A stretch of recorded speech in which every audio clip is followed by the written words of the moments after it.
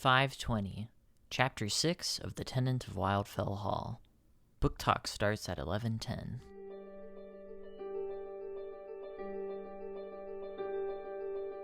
Welcome to Craftlit, the podcast for crafters who love books. My name is Heather Ordover, and I'm podcasting from where the Delaware River meets the Old York Road, New Hope, Pennsylvania. Episode 520, Waxing Gibbous. This episode of Craftlit is brought to you by its listeners. Many thanks and much gratefulness to all of the listeners who have gone over to patreon.com/craftlit and pledged their support to the show. We couldn't do it without you. Thank you.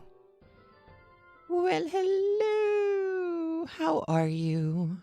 I am well, I think. Mostly. Some days it's not so clear. What with being inside a lot and all. But that's okay, because Tuesday and Thursday book chats are keeping me sane. So thank you all. If you're interested in joining in on a Tuesday or Thursday book chat, I will be adding the link to the show notes for this week.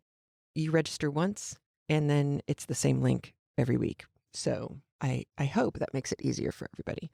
And again, the only reason that you have to register at all is just so if there's something that goes sideways, I have a way of contacting the people who wanted to show up and join in. The other thing I found out is that Facebook has been not posting several of my posts. It was throwing weird error messages that I missed because I was moving too quickly. As a consequence, I have added the last couple of weeks of book chat recommendations, both book conversations and also patterns and things like that. I'm going to have Justin add those to the end of this week's show notes, which are very slight to begin with. So you'll just have a lovely list of books and YouTube videos and all sorts of things that your Craftlit compatriots found intriguing, interesting, or fun. Or often all three at the same time, which is kind of cool. There was some conversation on the Facebook group earlier this week about losing track of the characters, which I had mentioned early on was bound to be a problem for some people because it was certainly a problem for me. Yes, I have the charts.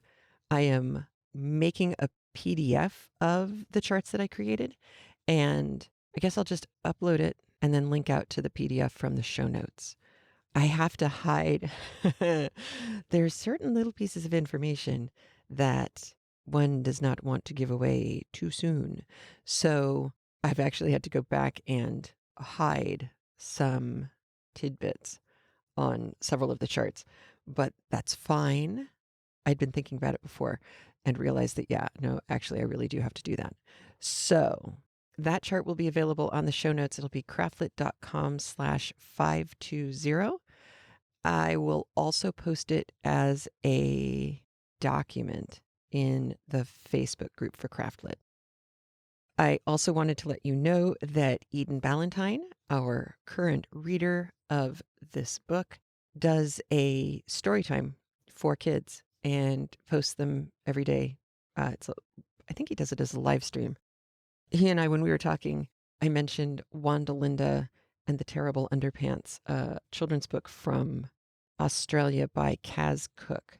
And he got a copy and read it, and there was much joy in Mudville. I was so excited. I love this kid's book. It is hilarious.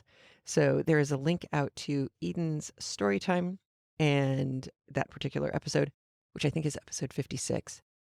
And just a reminder, if you like the job that Eden is doing for us and are so inclined or able, there is a link at the Craftlit site, both on the site itself and on the show notes for this week, where you can drop a few coins in the cup for Eden. I'm sure, as many of us are out of work right now, it's a tricky time, especially if you are a performer. So there is that option for you as well. What else has been going on? I wanted to share with you bits of an email from Megan, who emailed me earlier this week that she's very happy that we're doing Tenant of Wildfell Hall, but she has also been a Let's Make Art fanatic for 2 years. So if you're at all intrigued in learning watercolor tricks, tips, techniques, again, I cannot overstate how amazingly well put together the whole operation is. And as she said, the tutorials that come along with this are really quite charming and very good. You learn a lot from these folks. And that just made me happy to know that I wasn't alone. Thank you, Megan. But also that the quality that I thought I saw was, in fact, the quality that is there. So that's very cool. Megan also let us know, which is something that has come up on the Craftlit chats as well, the book chats, Tuesdays and Thursdays. Phoebe Judge from the podcast Criminal, she's doing a chapter a day mystery. Now, I don't know how she managed to get the rights to some of these things that she's written. I think there might be a reason why she moved from an Agatha Christie to a Wilkie Collins, and it would be the same reason that Craftlit doesn't do modern books. I don't know if she got busted or if she got permission to do Agatha Christie. My memory is that the Agatha Christie estate is pretty strict, but BJ Harrison is doing or has done an Agatha Christie short story as well. So I don't know. Maybe things are changing. Either way, Phoebe Judge is now reading The Moonstone, which you may recall is the proto-detective novel. It's the one that predates Sherlock Holmes, somewhere between the way A Woman in White is constructed and the way a Sherlock Holmes book is constructed. And quite a few people really like The Moonstone quite a lot. So if you haven't listened to it before, obviously there's no commentary, but she is reading it for your ears and she has a lovely voice. So there's that. Plus, Megan actually knows Alexander Kane. Alexander Kane is the one who wrote the Andrea Vernon books, which are just completely ridiculous and very Jasper Fordy and fun. So if you need a good laugh out loud every once in a while kind of audiobook to listen to, the reader is superior. The books are quite fun. There are only 2 so far. I hope he's working on more. But it turns out he's a former high school English teacher. Ha! I know. Because if that doesn't make you crazy and Jasper Fordy, nothing will, I think. So I wanted to thank Megan for writing in and thank so many of you for showing up on Tuesdays and Thursdays to keep me and each other going during this very odd and prolonged time of slow-moving crisis. Crisis is usually an acute thing. You know, it's like somebody tries to drop a building on you and you run and then it's over. This is so disconcertingly slow. It's, yeah, well, you know what it is. So most of everything that's interesting in my life has come out of those show notes or not show notes, but the notes and links that I collected while everybody was sharing the books and things that they're working on Tuesdays and Thursdays. So I have nothing really to add to any of that. Although I will say Jennifer Gordon, Tom Sawyered me into reading The Picnic at Hanging Rock. And I haven't read all of it. I've read important pieces of it.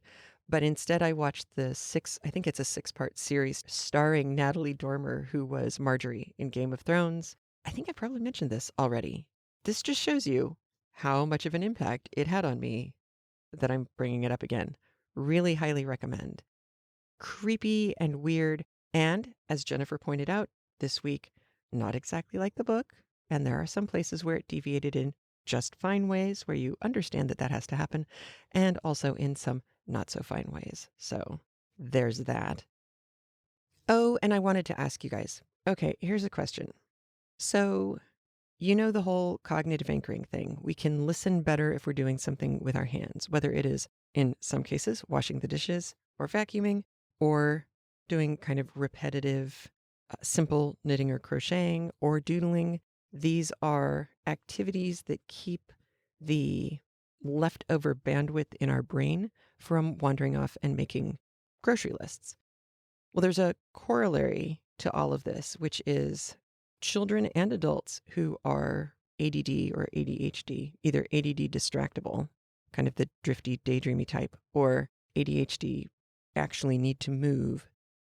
There are some challenges that doing online education create for kids, but also doing online Zoom calls create for adults.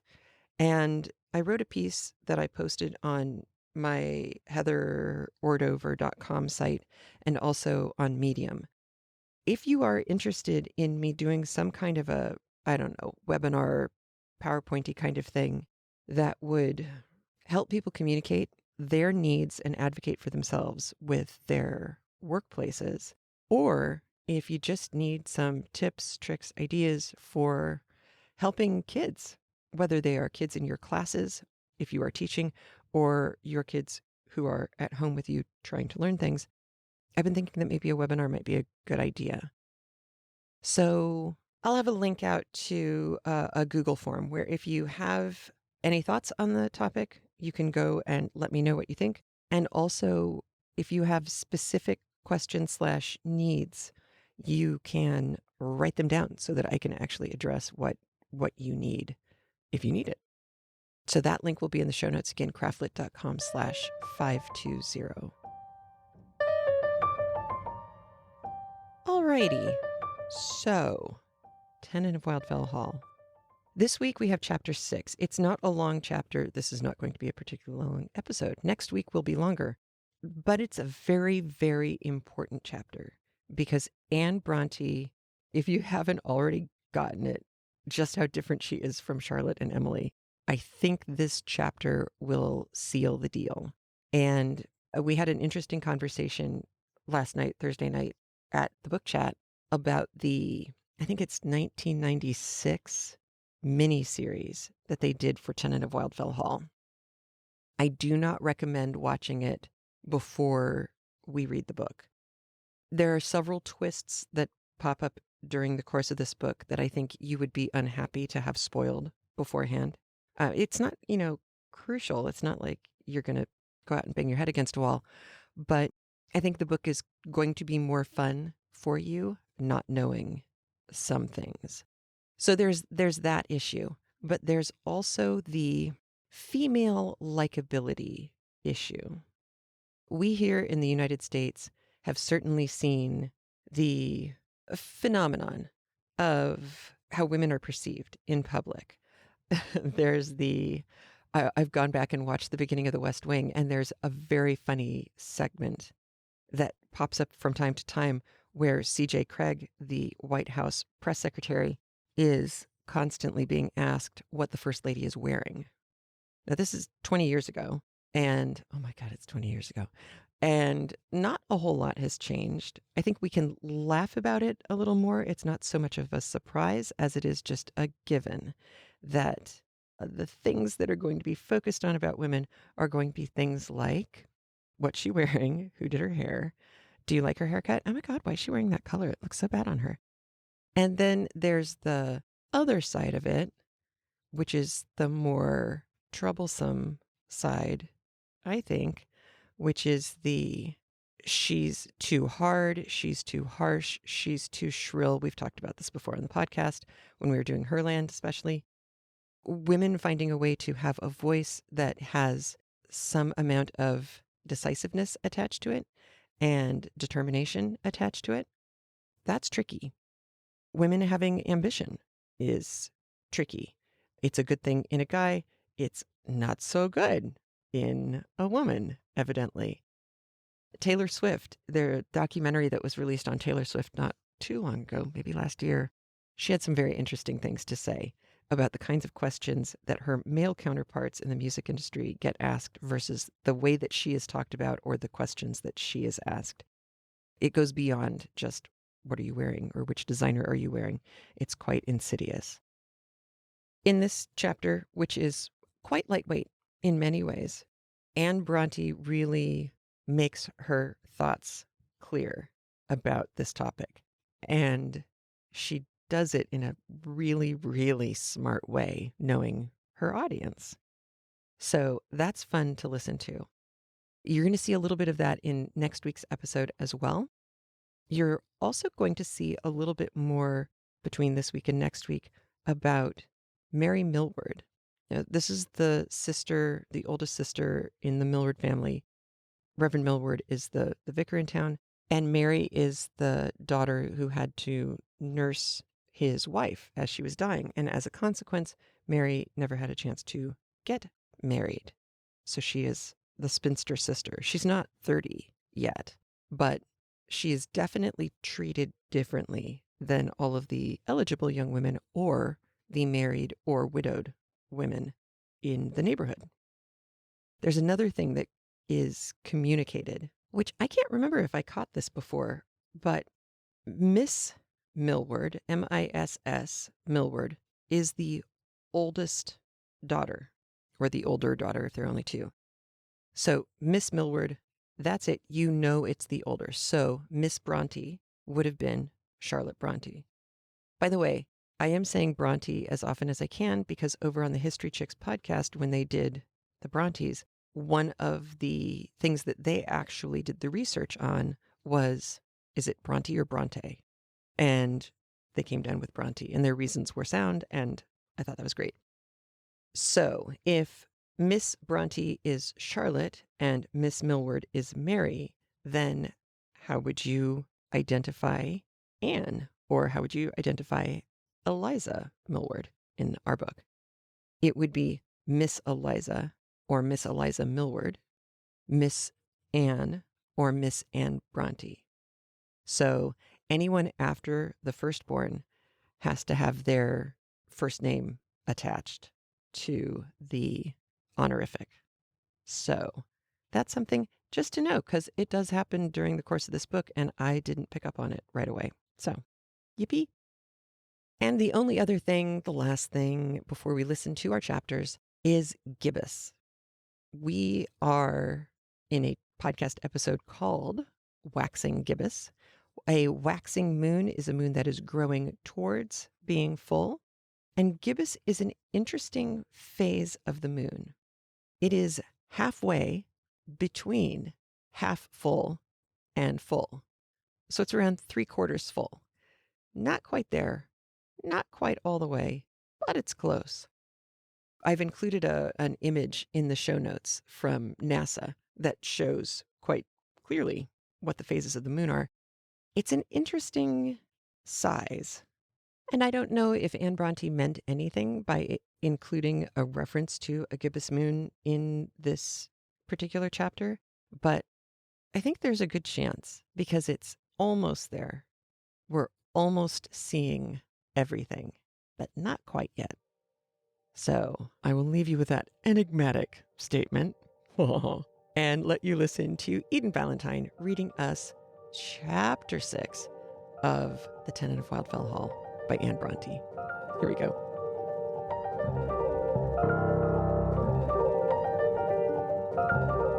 The Tenant of Wildfell Hall, Chapter 6, Progression. During the next 4 months, I did not enter Mrs. Graham's house, nor she mine, but still the ladies continued to talk about her, and still our acquaintance continued, though slowly, to advance.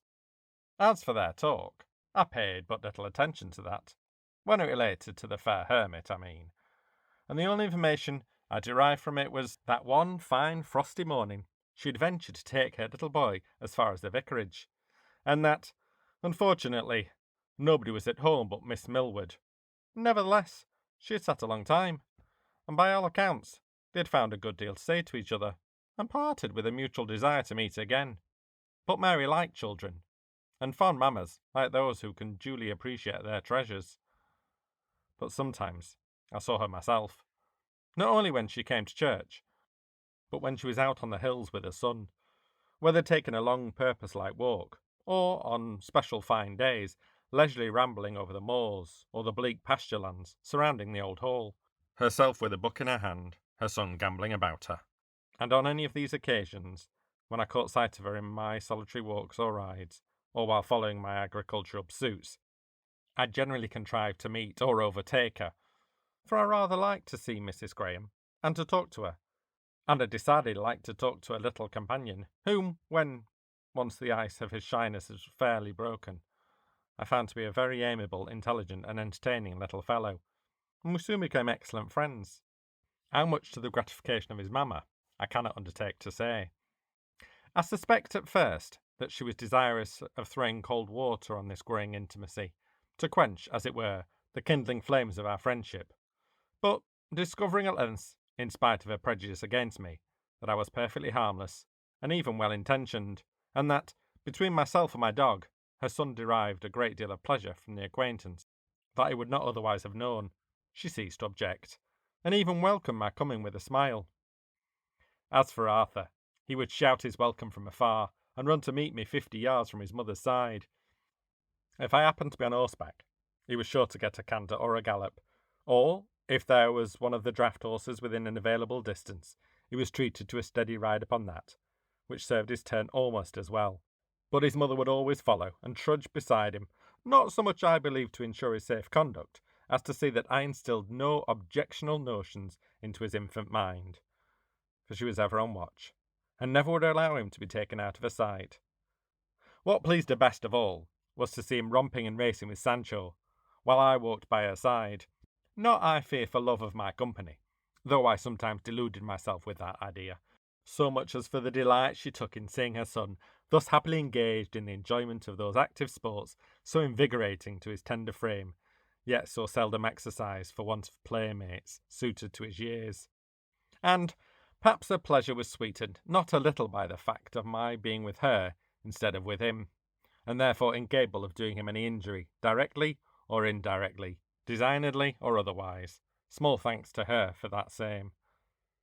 But sometimes, I believe, she really had some little gratification in conversing with me, and one bright February morning, during 20 minutes' stroll along the moor, she laid aside her usual asperity and reserve, and fairly entered into conversation with me, discoursing with so much eloquence and depth of thought, and feeling on a subject happily coinciding with my own ideas, and looking so beautiful withal, that I went home enchanted, and on the way, morally, started to find myself thinking that, after all, it would perhaps be better to spend one's days with such a woman than with Eliza Millward. And then I figuratively blushed for my inconsistency. On entering the parlour, I found Eliza there with Rose, and no one else. The surprise was not altogether so agreeable as it ought to have been. We chatted together a long time, but I found her rather frivolous and even a little insipid, compared with the more mature and earnest Mrs. Graham. Alas for human consistency. However, thought I ought not to marry Eliza, since my mother so strongly objects to it, and I ought not to delude the girl with the idea that I intend to do so.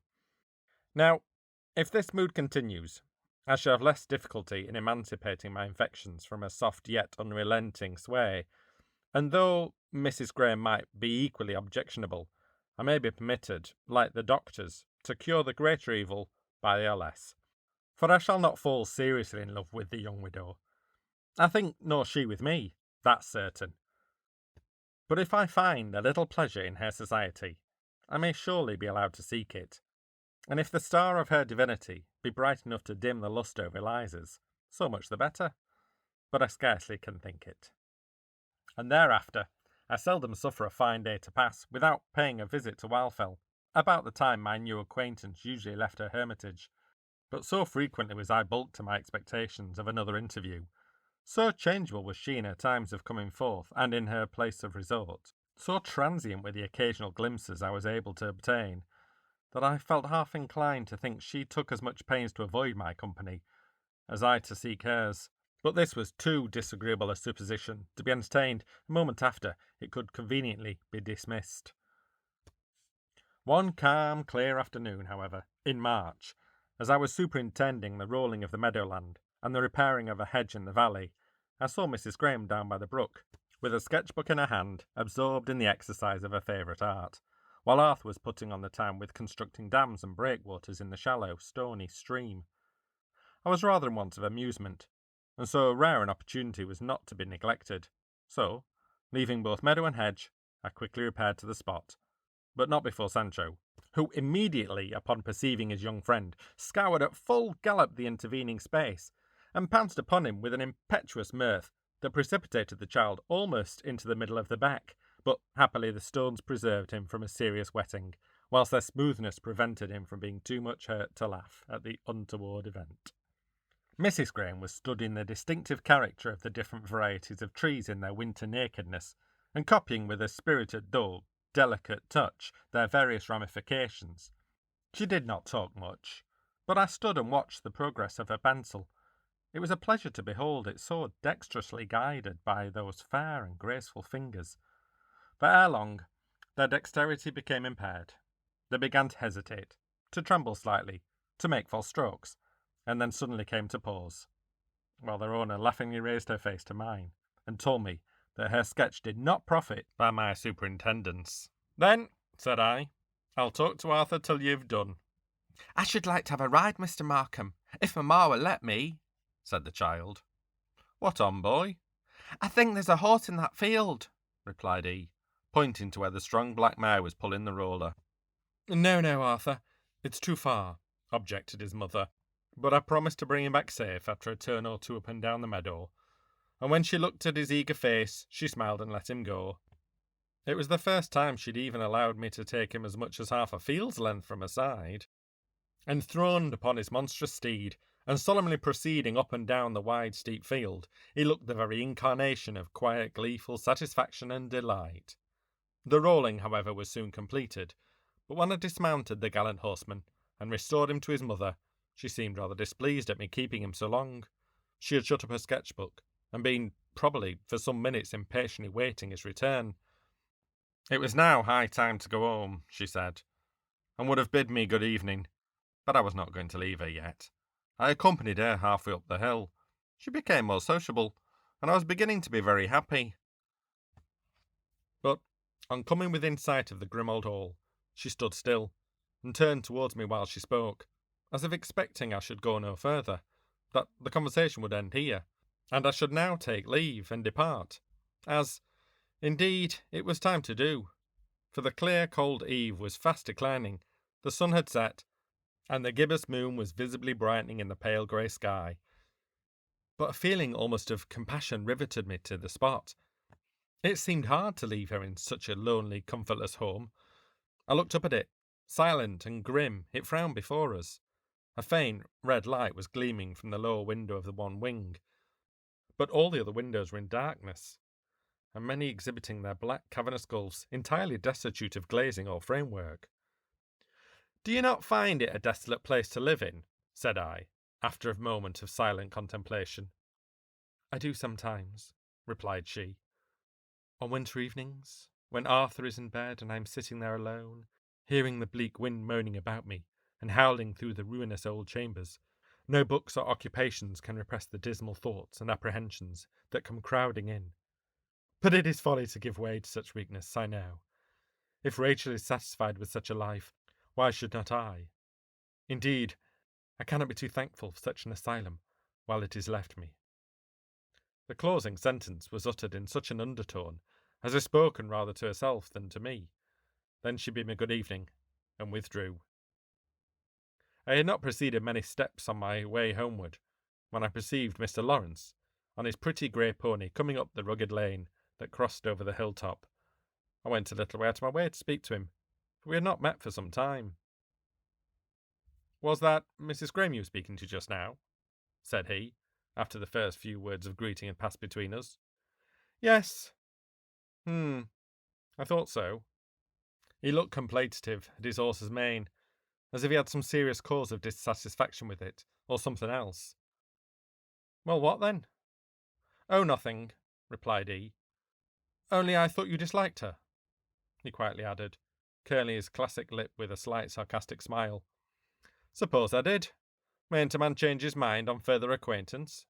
"Yes, of course," returned he, nicely reducing an entanglement in the pony's redundant hoary mane, then suddenly turning to me, and fixing his shy hazel eyes upon me with a steady penetrating gaze, he added, "Then you've changed your mind?" "I can't say that I have exactly. No, I think I hold the same opinion respecting her as before, but slightly ameliorated." "Oh." He looked around for something else to talk about, and glanced up at the moon, made some remark upon the beauty of the evening, which I did not answer, as being irrelevant to the subject. "Lawrence," said I, calmly looking him in the face, "are you in love with Mrs. Graham?" Instead of being deeply offended at this, as I more than half expected he would, the first start of surprise at the audacious question was followed by a tittering laugh, as if he was highly amused at the idea. I? In love with her? Repeated he. What makes you dream of such a thing? From the interest you take in the progress of my acquaintance with the lady, and the changes of my opinion concerning her. I thought you might be jealous. He laughed again. Jealous? No. But I thought you were going to marry Eliza Millward. You thought wrong, then. I'm not going to marry either one or the other, that I know of. Then I think you'd better let them alone. Are you going to marry Jane Wilson? He coloured, and played with the mane again, but answered, No, I think not. Then you had better let her alone. She won't let me alone, he might have said, but he only looked silly and said nothing for the space of half a minute, and then made another attempt to turn the conversation, and this time I let it pass, for he had borne enough. Another word on the subject would have been like the last atom that breaks the camel's back. I was too late for tea, but my mother had kindly kept the teapot and muffin warm upon the hobs, and though she scolded me a little, readily admitted my excuses, and when I complained of the flavour of the overdrawn tea, she poured the remainder into the slops basin, and bade Rose to put some fresh into the pot, and reboil the kettle, which offices were performed with great commotion, and certain remarkable comments. Well, if it had been me now, I should have had no tea at all. If it had been Fergus even, he would have had to put up with such as there was, and been told to be thankful, for it was far too good for him. But you, we can't do too much for you. It's always so. If there's anything particularly nice at the table, Mamma winks and nods at me to abstain from it. And if I don't attend to that, she whispers, Don't eat so much of that, Rose. Gilbert will like it for his supper. I'm nothing at all in the parlour. It's, Come, Rose, put your things away, and let's have the room nice and tidy against they come in. And keep up a good fire. Gilbert likes a cheerful fire. In the kitchen, make that pie a large one, Rose. I dare say the boys will be hungry. And don't put so much pepper in. They'll not like it, I'm sure. Oh, Rose, don't put so many spices in the pudding. Gilbert likes it plain. Or mind you put plenty of currants in the cake. Fergus likes plenty. If I say, well, Mamma, I don't, I'm told I ought not to think of myself. You know, Rose, in a household matters, we have only two things to consider. First, what's proper to be done, and second, what's most agreeable to the gentlemen of the house. Anything will do for the ladies. And a very good doctrine, too, said my mother. Gilbert thinks so, I'm sure. Very convenient doctrine for us, at all events, said I. But if you'd really study my pleasure, mother, you must consider your own comfort and convenience a little more than you do. As for Rose, I have no doubt she'll take care of herself, and whenever she does make a sacrifice or perform a remarkable act of devotedness, she'll take good care to let me know the extent of it. But for you, I might sink into the grossest condition of self-indulgence and carelessness about the wants of others, from the mere habit of being constantly cared for myself, and having all my wants anticipated or immediately supplied, while left in total ignorance of what is done for me. If Rose did not enlighten me now and then, I should receive all your kindness as matter of course, and never know how much I owe you. Ah, and you never will know, Gilbert, till you're married. Then, when you've got some trifling, self-conceited girl like Eliza Millward, careless of everything but her own immediate pleasure and advantage, or some misguided, obstinate woman, like Mrs. Graham, ignorant of her principal duties and clever only in what concerns her least to know, then you'll find the difference. It will do me good, mother. I was not sent into the world merely to exercise the good capacities and good feelings of others, was I? But to exert my own towards them. And when I marry, I shall expect to find more pleasure in making my wife happy and comfortable than in being made so by her. I would rather give than receive. Oh, that's all nonsense, my dear. It's mere boys' talk, that. You'll soon tire of petting and humouring your wife, be she ever so charming, and then comes the trial. Well then, we must bear one another's burdens. And you must fall each into your proper place. You'll do your business, and if she's worthy of you, we'll do hers. But it's your business to please yourself, and hers to please you. I'm sure your poor dear father was as good a husband as ever lived, and after the first 6 months or so were over, I should as soon have expected him to fly as to put himself out of his way to pleasure me. He always said I was a good wife and did my duty. He always did his. Bless him. He was steady and punctual, seldom found fault without a reason, always did justice to my good dinners, and hardly ever spoiled my cookery by delay. And that's as much as any woman can expect any man. Is it so, Halford? Is that the extent of your domestic virtues? And does your happy wife exact no more? All right. Did your jaw drop or did you rewind when Rose started to get critical about Gilbert and her mother's treatment of Gilbert, the family dynamic between the daughter and the brothers? Because when I heard it the first time, I did actually stop and go back, saying, I believe out loud, oh, there's no way. But way indeed. Anne Bronte did a smart, as my boys would say. And I thought it was she shows some real gumption in doing this. Well, I think she's setting up what happens at the end of the story quite well throughout this very small chapter. First, she wants you to know that Gilbert likes kids. Now, Anne Bronte loved children. If there is a way to tell whether she wants you to think a character is a good person or a bad person, it will have everything to do with how they interact with children. Gilbert Markham loves kids, loves Arthur, this cute little kid. He's there to rescue him. He's there to provide a playmate with him. He's just as happy to go hauling off and hanging with Arthur as he is with Helen. His relationship with Arthur is also a lot more simple in many ways. So he is clearly in Anne's good guy category. Whatever his other faults are, and there are plenty, he loves kids. And that's not for nothing. So that's number one. I also don't know if you caught, he's treating his discussion of the difference between Eliza and Helen Graham is kind of a homeopathic idea. Like if he can treat the greater evil, his infatuation with Eliza, by having a very small dose of Helen Graham. Like you can cure this thing by having 1/1,000,000th of an amount in a sugar pill of that thing that is a problem. It is a homeopathic remedy. And it's also a little usy. I'll just hang with Helen until I get over Eliza. And then, it's not like I like Helen or anything.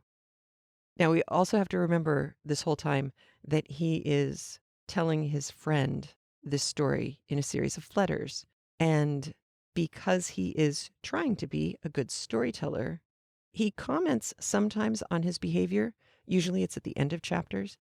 But he is doing his best to tell the story from his point of view at the time. And he's doing a pretty good job of showing himself warts and all. Whether he recognizes that they're warts or not, I'm not entirely sure. We won't be entirely sure for a while. But he is at least providing what we can imagine is an honest depiction of the story. There are reasons why I can say that with some certainty that will become clear later. But because he's done a pretty good job of giving us insight into his thinking from his commentary to his friend, we are left with Gilbert Markham, perhaps the first time, a trustworthy narrator. He's doing just a fine job of showing us his good side and his bad side in his version of the story. Generally, when you have untrustworthy narrators, they manipulate the story to make themselves look better. Hello, Gatsby. Or Nick in Gatsby. So that's kind of a cool thing about Gilbert. We are also starting to get more little hints, and we will continue for a while to get more hints about Helen's past. There's clearly something bad that's gone on, that's happened. She's a little jumpy. The way she talks about being lonely sometimes up at Wildfell Hall, whatever it was that happened was bad enough that the loneliness is not only tolerable, but a refuge. So, mystery.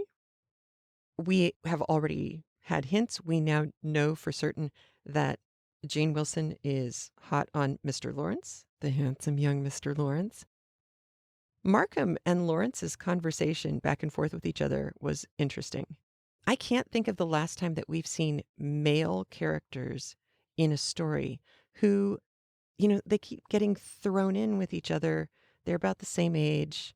They're about the same class-ish. I mean, Gilbert is a gentleman farmer and Lawrence is a landowner with enough land/money/property, like homes, that he is not living at Wildfell Hall, but he can rent it out. They get thrown in together because of proximity, less than any kind of real friendship or connection.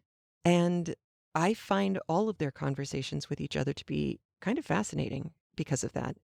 It's Darcy and Willoughby, two guys thrown in constantly, very clearly antagonistic.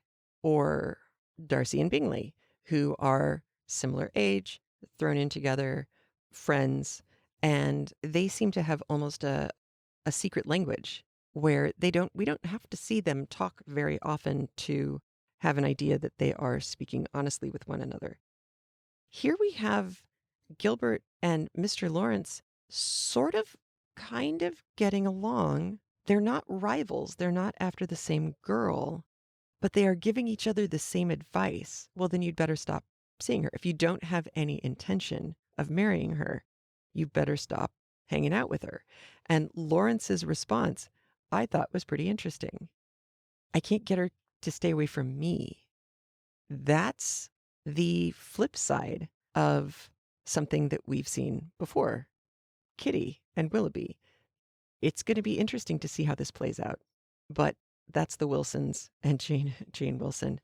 They are, character-wise, the Wilsons are always present, but not particularly main in their relationships with everyone. They are not going to be people who you have to track particularly carefully, in keeping with the discussion earlier about getting you guys the character charts.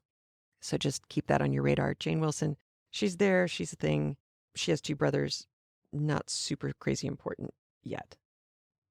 But the really important part of the chapter is what happens when Rose brings up the topic of how much sacrifice is expected of her in order to keep the men of the family, especially Gilbert, the oldest of the three of the children, happy, content, and pampered and privileged. Now, Rose bringing up the topic was a surprise to me. It's not hugely unexpected, especially when you remember that this is a female author. It was very likely one of the reasons why some people started thinking, I don't know that this is a man writing this story. But Anne had already written Agnes Grey. She had already seen Jane Eyre and the questions that were raised about the authorship of Jane Eyre. She kind of knew that there would be questions raised about the authorship of this book when it was released, with writing it with the expectation that it would be released. And so she did a very smart thing. She put the response to Rose in Gilbert's mouth and made him responsible for the awareness that something was a little off in society. This is where it gets into the women with opinions are not always treated so kindly by the public, but it's also a really clever way of using what you've got to make your point and do it in a way that is a light touch and a little fun. Because if she had put all of this into the mouth of Rose, it would have been harsh, shrill, blamey, judgy, nagging, all of that, and we would have stopped liking Rose. Or we would have assumed that we were supposed to stop liking Rose. If it had all gone into the mouth of Mrs. Markham, ditto her. But the fact that Gilbert is the one who can say to his mother, it will do me good, mother, not to be waited on like this all the time. I was not sent into the world merely to exercise the good capacities and good feelings of others, was I? But to exert my own towards them. I'm not here just to let other people be nice to me and sit there like, a king on a throne having his boots kissed. I should be doing good things for other people. That's why we're here, right? It's an important question. It's a really good question. How much of what we do we all benefit from if we're keeping other people's happiness in mind? Right now in the United States, we're having a huge conversation about masks and wearing them. And people have evidently forgotten that you're not wearing a mask to protect yourself. You're wearing masks to protect other people. It's the kindness you show others that is important. And Gilbert makes that very clear. And then, of course, his mother's response is, "Oh, that's all nonsense. It's mere boys' talk. You'll soon tire of petting and humoring your wife, be she ever so charming. And then comes the trial." Okay, happy marriage much, Mother Markham? But either way, Anne lets Mother Markham end the conversation with "I was a good wife. I did everything to make my husband happy. I did my duty, and bless him, he did his." It ends in a place that would be comfortable for the society in which this book was written. However, Markham ends it with a direct question to his friend, Halford, who he's writing to, saying, "Is it so? Is it so for you? Is that the extent of your domestic virtues? And does your happy wife exact no more?" So, by ending the chapter on an open question, the reader gets a moment, a pause, where they get to ask themselves the same question. How equitable are my relationships? Is my relationship with my significant other? Is it fair? That's a question that I don't think got asked a whole lot in mixed company. I mean, I'm positive that women talked amongst themselves and complained probably a lot amongst themselves. I doubt that there were many guys who had this conversation, and even fewer who had women who were younger than them raise the question with any sort of force or citing their sources quite the way Rose does. So, Anne Bronte, man, so cool, so fun. So next week, Chapter 7 and Chapter 8. Chapter 7 is where we pulled the teaser audio from, so you've heard part of this chapter, but not all of it by a long shot. There's quite a bit. So that's going to be fun. Lots happens next week. So, okay. Show notes, craftlit.com/520. If you have any questions or want to make comments, please feel free to call 206-350-1642, and we will use the audio on the air. And I think that's it. Take care of yourselves. Be good to one another. Be healthy. Be safe. And I'll talk to you later. Have a great one. Bye. A big thanks to all the Craftlit listeners who support the show by being a premium audio member via craftlit.com/premium or via patreon.com/craftlit. Your support for the show is what's kept us going since 2006. If you feel like getting free audio pretty much every week, please consider supporting the show by heading over to patreon.com/craftlit and pledging what you feel the show is worth to you. If you can't support the show that way, consider leaving a review at iTunes or at our facebook.com/craftlit page, or follow @craftlit on Twitter and share the show with your followers too. And remember, if your hands are too busy to pick up a book, at least you can turn one on.